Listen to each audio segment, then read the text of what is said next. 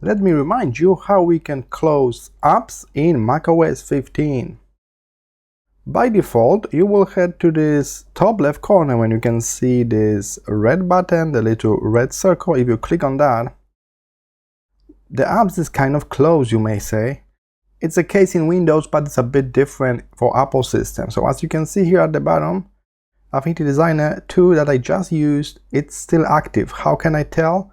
I see this little black dot below. So the app is still running and it's not closed. So to properly close it, you need to right click on this icon and this option to quit. And as you can see, the black dot have disappeared and now the app is completely closed. If I turn on the app again, it's kind of booting up from the start. We can also click the name of the app at the top left while the app is open up like that, and there should be option to quit here. And as you can see, the shortcut for that is Command Q. This way you can quit any app.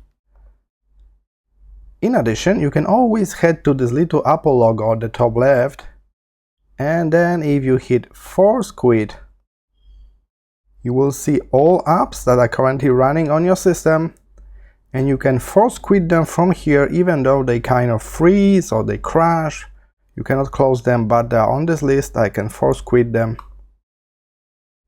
And that's how you quit, how you close your apps correctly in macOS 15. See you in the next tutorial.